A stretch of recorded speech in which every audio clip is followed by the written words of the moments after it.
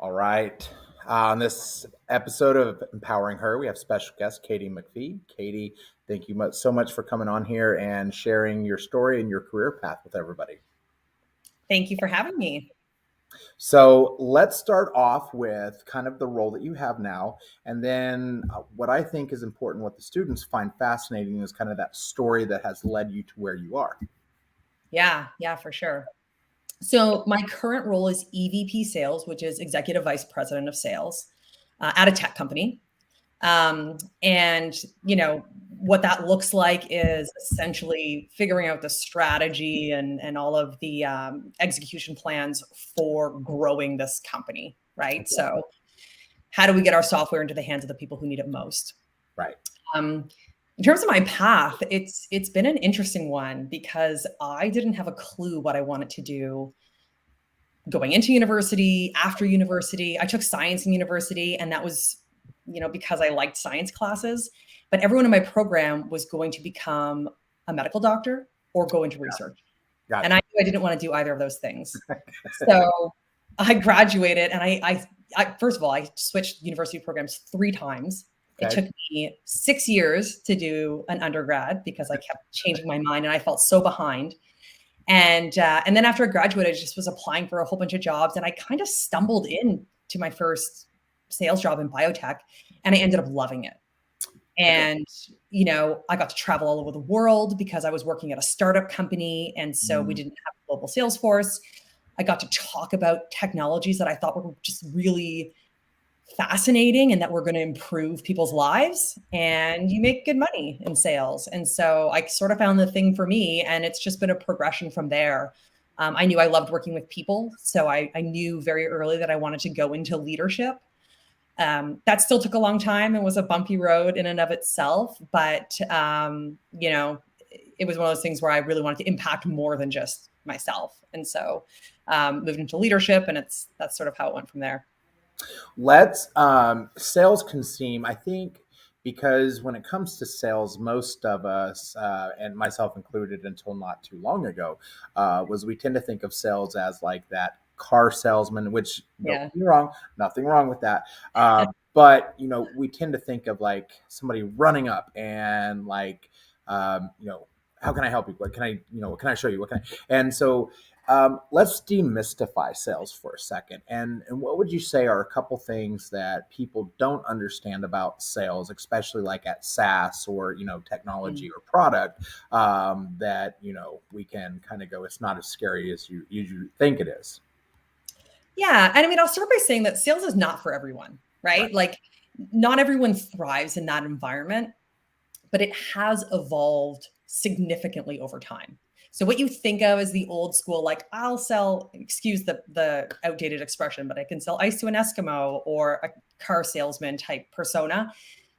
People don't really sell like that anymore. I would say maybe there's a small minority that maybe haven't changed, but for the most part, a lot of sales strategies and methodologies, it's all around generally finding a win-win scenario. So it's funny because I was mentioning this on a panel I was on earlier this week. I don't consider myself a salesy person. Like, I actually don't like selling stuff. Like when I think about people doing like the MLM sell, like, products to your friend or something, I could never do that because I just don't like sales, I guess, which is ironic. But instead, I would find things that I felt really passionately about. Mhm. And it was more of a consultative role where I would inform people on our products, on these technologies, and build relationships with them. And if they wanted to invest in it, great. And if they didn't, also cool. Like there was really no pressure. And so I think when you think of it that way, you take that pressure off yourself and say, I'm really an enabler here. So I'm going to educate people. I'm going to consult with them. And if we find a mutual fit, then we'll proceed. And if not, then that's okay too. It really changes the game, and it makes sales a lot more fun and a lot less stressful, I think. Yeah. Yeah. Now, what kind of person thrives in sales, does well in sales? Good question. I mean, if you're a people person, if you love working with people, you're going to like sales generally. That said, I've posted about this before, but introverts actually do really well in sales It's interesting. because Yeah, I found this, and this is not what you would typically picture as your traditional salesperson. But introverts tend to be really good at listening to people. And so when you're good at listening, you actually take the time to understand people's issues. Mhm. And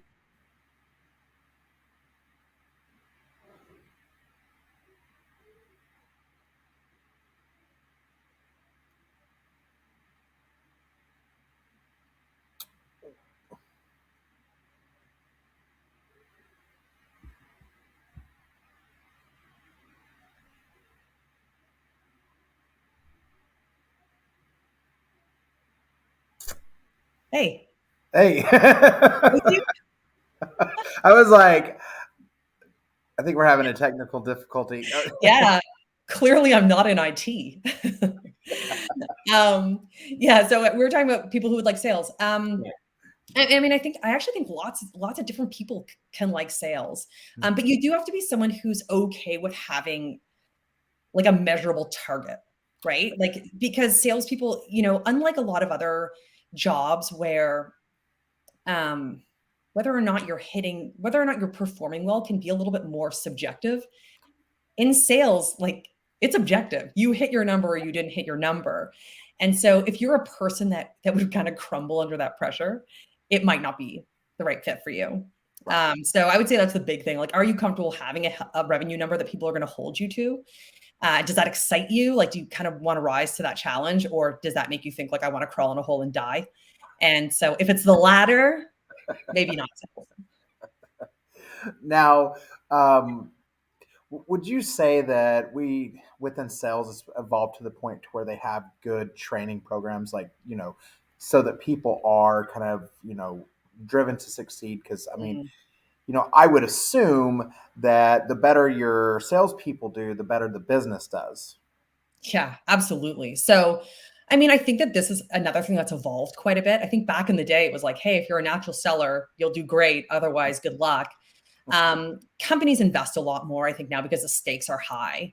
Yeah, I can, even remember back early in my career, we didn't really get sales training. Like the yeah. first time um, a customer told me they loved the free sample of the product I sold them, I actually didn't know what to do. I had to go tap my colleague on the shoulder. I'm like, they said they love it. What do I do? And she said, we had never, it was a very early company. She was like, see if they want a quote. I was like, oh, good idea. Like, no clue. So things have gone, come such a long way. Not only are you going to find internal training, and that's a really good question for people to ask during an interview process. What does your Uh, training program look like? Right. But there's also so many external resources now available because of social media and LinkedIn and online courses and great books. So there is no shortage of information out there that can help you get better. I love that. So, when what does the career path of somebody look like for sales, like at the kind of the entry level, and what does that ladder look like all the way to the top? Yeah, good question. It's changed a little bit. When I started in sales, for example, so there's a term people, who are in sales are familiar with, SDR or BDR, but it means sales development rep or business development rep. And it's really the entry level position. When I started in sales, that didn't even exist. So just your entry level sales, you were just a junior salesperson. But now the first sort of usually your entry point in will be an SDR or a BDR position. And that is all about getting qualified leads for the more senior salespeople. Okay. And so from there, you'll typically move into an account manager position. And then it's really up to the person in terms of what they're interested in. So by that I mean some people do sales their whole life Mhm. and they thrive in that because you can move into enterprise sales, B2B, and be doing these like mega deals that are millions of dollars and have a very lucrative career just doing sales forever. Some people want to move more into business development, which is a little bit different, a little more like strategic partnerships and that kind of thing, which again could be a great career. And some people want to move into leadership. So sales is a great foundation because you can often move from sales into lots of different things. You can even move into marketing from sales, right? Yeah. So it does open, a lot of doors. I decided to go the leadership route. I did some business development as well to sort of just broaden my scope. And so let's say if you're going to go the leadership route, from there, you might be a team lead, Okay. then a manager position, and then director, VP, sometimes EVP. Not all companies have that. And a C level, so the most senior would be, some companies have a chief sales officer, some have a chief revenue officer. Mm. Typically, once you put revenue in the title, you're responsible for the whole commercial org, right? So sales, marketing, sometimes customer service, sometimes even product. Like, so it depends on the way it's organized. And where I found people sometimes struggle is that transition. The first transition from individual contributor to manager can be a bit tough. But then from there to the more senior leadership roles can be a little more challenging to figure out, okay, I used to think this way, now I have to think this way. So you do see fewer and fewer people, move up that ladder. Mhm. But that's sort of what a path would look like if you were to start, from the entry level position and then move your way all the way up. So, what might and I know it depends with OTE and stuff, but let's just look at like a base salary. So I know that like the SDR, BDR, they're somewhere between like the 40 to 60 typical range, but what Mhm. might the base salaries look like for more of the leadership or even like the C or E level?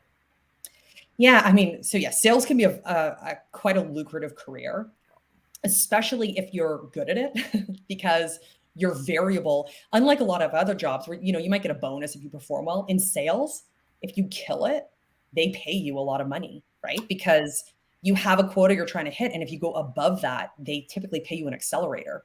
And so even as a rep, you can make, I have an individual contributor who I know that will make like 350K. Okay. So good. Yeah. And then, base salaries as you move your way up, you're getting into the six figures. And once you're a revenue leader, you're typically looking at, like call it VP, EVP, C level, Mhm. a base in and around maybe 200, and then double it as your OTE because you still get a fairly large variable compensation component. Right. And so again, that ranges, but SaaS tech um, pays pretty well. It's a lucrative market. And I even know C-level, more revenue leaders versus just sales leaders that, their all-in compensation package is 500 to 600. So like very lucrative. Yeah, I was. So I follow Ian, and my daughter's very interested in sales, Hmm.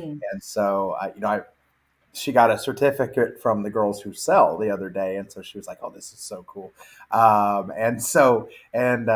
said, "Look, Maddie, you can make some Ian money." And so he was on there talking about how you make seven figures a year, and she was just like, Yeah. "I'm like, oh my Oh god, yeah. Like enterprise B2B sales, you can be making $1 million in commission for sure. For that's sure. The insane!" other thing is, as a sales leader, you're often brought into like newer growing companies. And so Mhm. sometimes a lot of what really, moves the needle is your equity, Yeah, right? So when you come in as a VP or a C level growth, leader, you can typically get a fair amount of equity in a business. And if that turns into something, then that can be quite lucrative as well. Yeah. so I have an interesting question that my students will have no clue what we're talking about. But when it comes to the CRO or the Chief Revenue Officer, um, do you feel that that role is better filled by sales or somebody that has come up in the marketing or even Oof. customer success? Oh my gosh. Well, I'm so biased as a salesperson, like sales all the way. um, that's a great question. I've seen it filled with both. Yeah. Um, Again, I'm biased and I personally think sales, if that salesperson has enough of a knowledge of marketing that they can run it effectively, and obviously vice versa, right? Right. The key difference to me is that with somebody who is sales driven, they are very used to being held to revenue numbers. They're used to quarters. They're used to like, I kind of joke about this at my company, but no other department is on our schedule. Like people in my organization, like you don't consider taking a vacation at the end of March. Like that would just be like bananas because it's the end of the quarter. You know that you have numbers to hit. And so that's something that you can't really train in. Like typically that's something you're used to over like years and years of working in a sales environment. And I think it's important that whoever runs, like at the very top, as you can imagine, the top sets the tone, right? So I think it's important that whoever's leading a function really needs to get it. And so that's the reason I would choose sales, but I'm sure others would disagree with me. Yeah, I always kind of love the listening to people kind of make that argument, and I think you can justify it any way as long as you have that. But it's kind of like sales and marketing are always like the stepbrother and stepsister where they're always fighting with each other. So it's always an interesting. People say that, but I've actually had wonderful relationships with my marketing colleagues. So I think it's partly your mindset. Yeah. When I've come in sales leadership positions, the first thing I've done is like, okay, I'm going to build a strong relationship with the marketing leader, because if you're on the same page, it will create such a synergistic effect. Whereas if you're kind of battling out over budget or priorities or whatever, like it's not helpful for anyone. So my personal opinion, but. Yeah, there was, and I thought it was a brilliant, and it was, they said, I have no clue why marketing, sales, and even customer success doesn't like meet together. Because, all three of those, areas, those are for the customer experience. And so, when they all can come together and high five and kind of, help each other, then it only makes each other's jobs easier. Totally. And so we, the past two companies I've been at, we've instituted that. And so, the company I'm at now, we had monthly meetings with myself, the marketing leader, and the CS leader for that exact reason. Like strategically, we need to be on the same page. Yeah. In terms of company direction, what our priorities are, and we need to be able to share things. So I meet with both of those guys weekly or biweekly, depending on the person. But then we meet all together once a month as well. So yeah, that's a great thought. So if somebody was, because sales, like you can sell anything from cars to life insurance to, software. If somebody in the next year or two is looking at, you have like a junior or senior in high school, or even like my eighth graders that'll be in the next 4 to 5 years, are there certain products or areas of sales that will be hotter than others, maybe more opportunities? NFTs are looking pretty hot. I don't know what sales looks like for that yet, but yeah, I mean, the tech space has just been on fire for so long. And I didn't start off in that space. So I spent the first 15 years of my career in biotech. And for anyone who is science minded, I would recommend trying out biotech, because it is like, I was literally saving people's lives with the products I was bringing to market, right? So it is just, if you're passionate about that, it is unbelievably fulfilling. And really cutting edge technologies, like, when DNA sequencing was just becoming a thing, I'm like selling these sequencers to the cutting edge researchers. It's just like, there's something just feels great about that. But the tech space is like its own beast, and it is like a monster. For one thing, there are so many SaaS companies out there, and they just continue to like explode. There's lots of them. They're growing super fast. And so there's no shortage of opportunity. Right. The other thing is that like tech has its own vibe in the sense that it's like fast paced, it's unpretentious, it's like hoodies and sneaks, you be you, and that's like a wonderful thing that I didn't experience for the first while that I was in biotech. Like biotech was just a little more conservative, I would think, like buttoned up. And it's also, the world has changed, but like when I started working at FullScript, and like our CEO is just like hoodie and skinny jeans and Converse every day. And I was like, but super smart. It's a cool environment. And so I think that that's what appeals to a lot of people. And so, yeah, I think tech's going to continue to be huge. It'll continue to be massive. It might change a little bit. Like I said, like maybe NFTs will become a huge thing, and getting into NFT sale. Like, I don't know what that's going to look like, but my feeling is that tech space is going to continue to be huge for the foreseeable future. Okay, perfect. Let's switch over and talk about like mentors and how how invaluable do you feel mentors have been like for you personally? And everybody kind of has a different definition of what a mentor looks like or is, and so I'd kind of like to get your opinion on that. And what is your definition of mentorship? Yeah, mentorship's an interesting thing because everyone wants a mentor.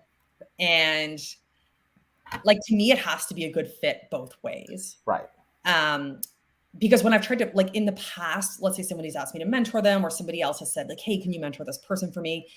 And if you don't really jive, it can just feel really forced. Yeah. And, it can be hard to know if each person's really getting any value out of it.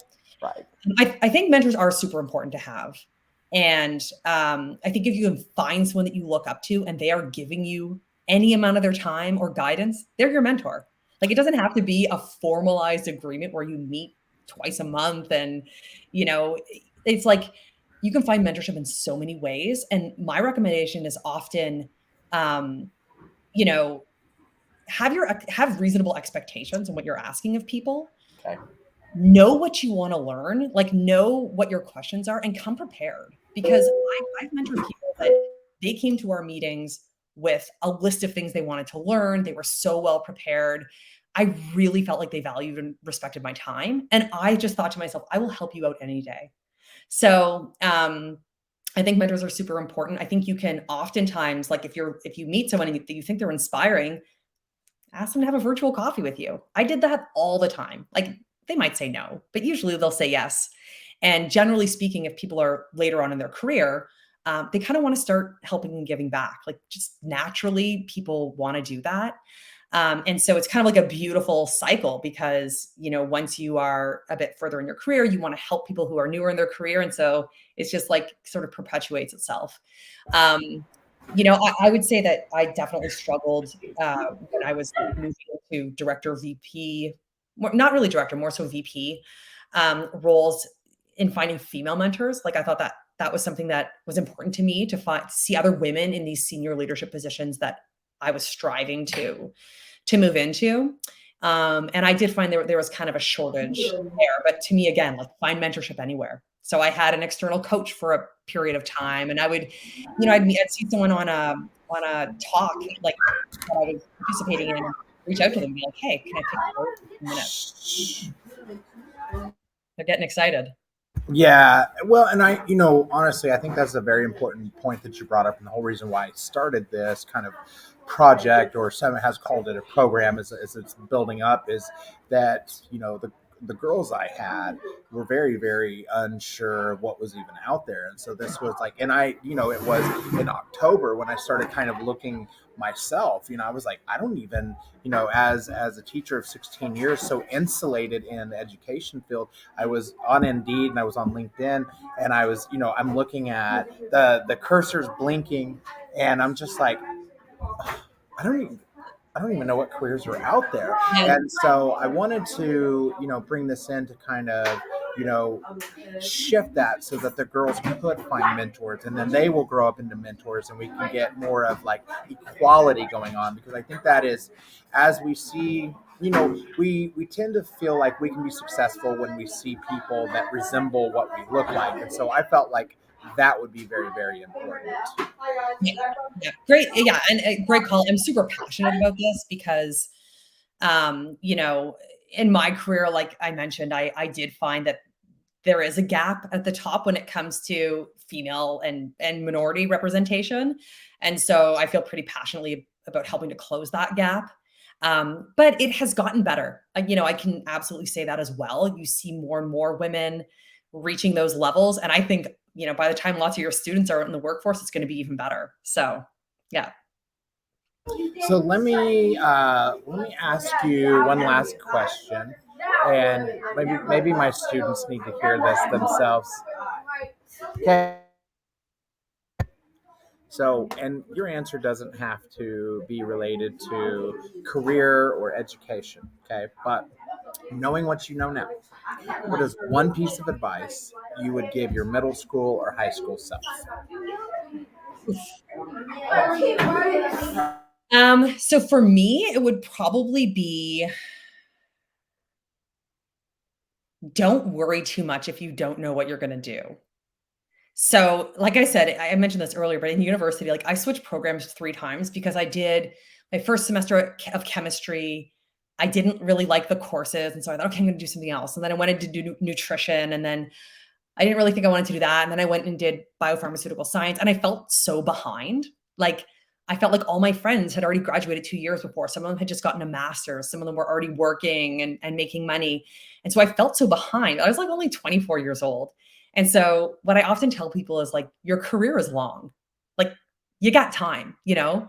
Um, you have time to do whatever you want to do. If you want to get to the top, you're probably going to get to the top. You're fine.